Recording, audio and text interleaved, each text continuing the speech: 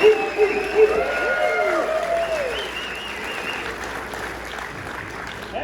Ocala, how you doing tonight? All right, fantastic. Now the mic's working too. Isn't that great? We get everything here. My name is James Hollingsworth. It's lovely to meet all of you. You guys excited to see some comedy tonight? Yeah!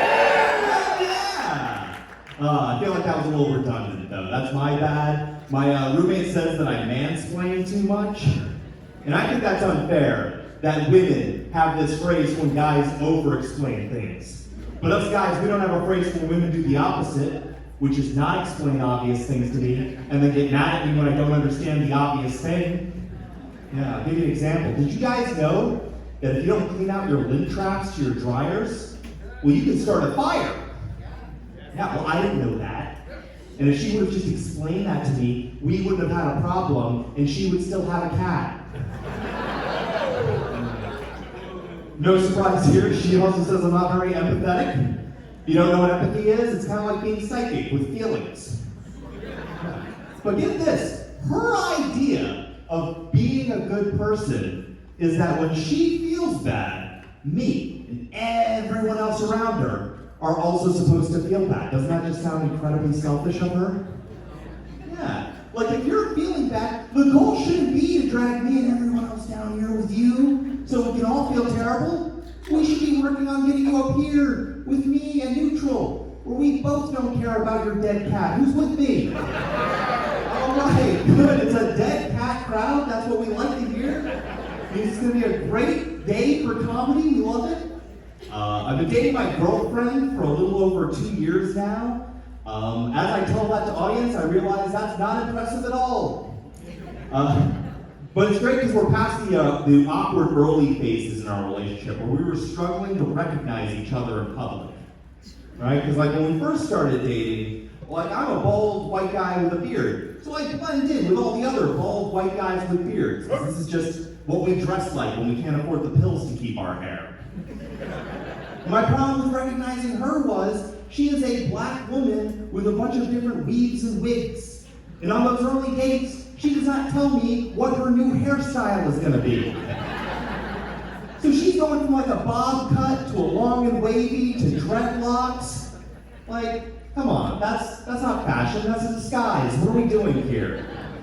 And what's super awkward is that when you're a bald white guy with a beard and you're walking through crowded places, squinting at all the black women, no one thinks you're looking for your girlfriend. Everyone just kind of starts assuming the worst. There are some benefits to the weave though, like sometimes when we're making out, I like to pretend like I'm cheating on her. Yeah, because it's like all the benefits of being with a stranger without any of the moral transgression of hurting someone I deeply care about. Yeah, she also hates that argument. Yeah. So, last time we were making out, she was like, no, James, please, call me Armani. To which I said, don't you ever say my woman's name again, you whore. So we're fighting. That's a fun thing to fight about. Let's see here. I tried asking my girlfriend what her dream job was growing up. And she told me, well, when I was a kid, I always wanted to be a journalist. But then I learned how much journalists actually made. And so instead I decided to go into IT and middle management.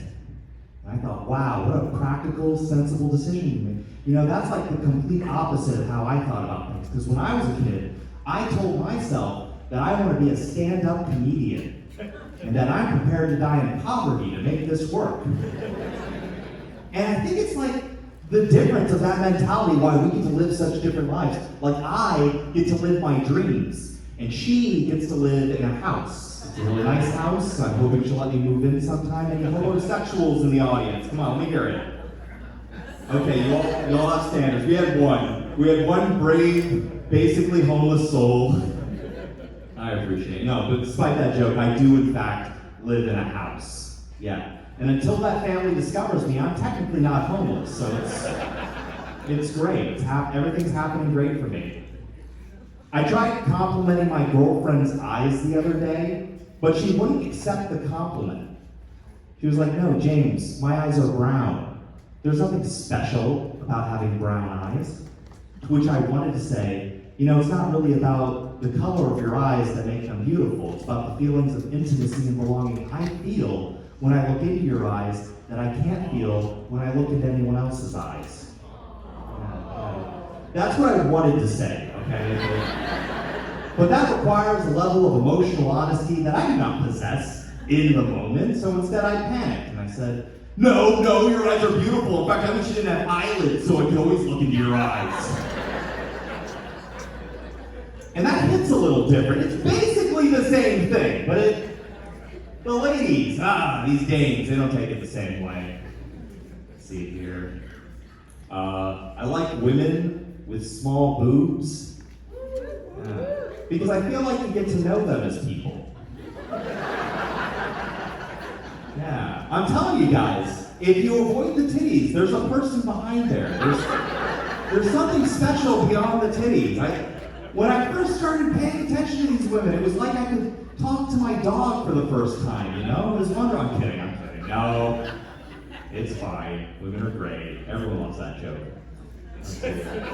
I am happy to not be single anymore. Being single was awful. I remember having to use dating apps, or I assume all of you are here because of dating apps tonight.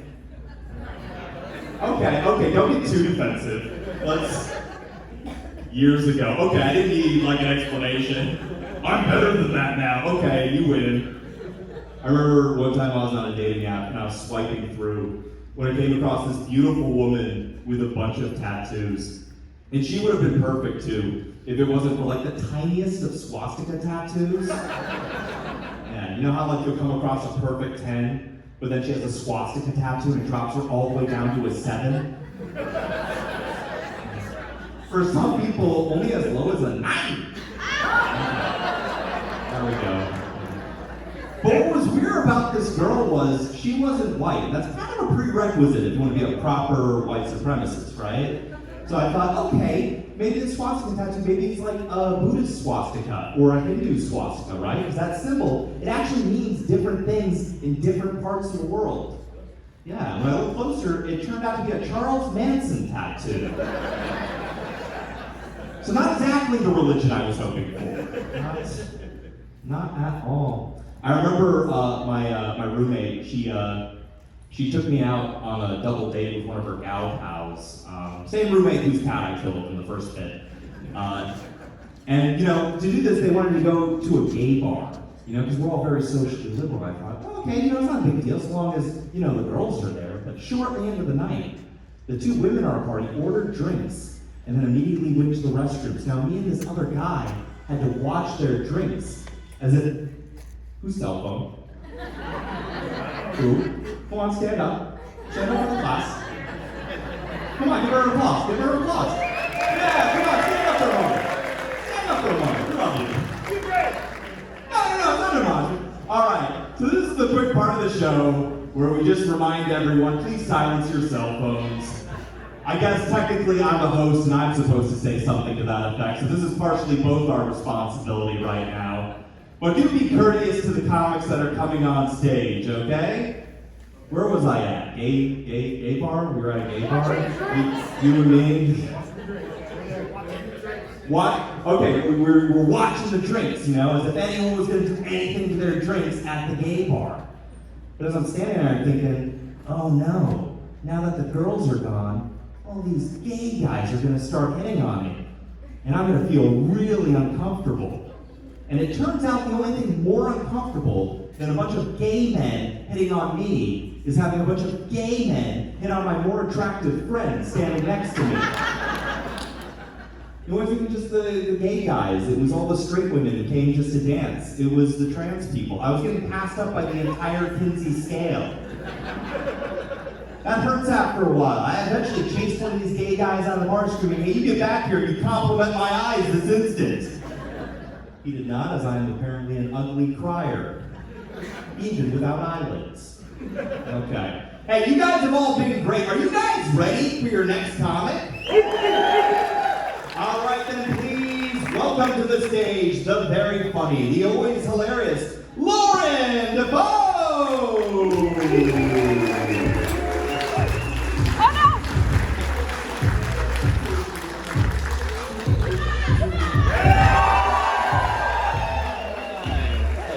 they feel? They feel fine, yeah. Okay.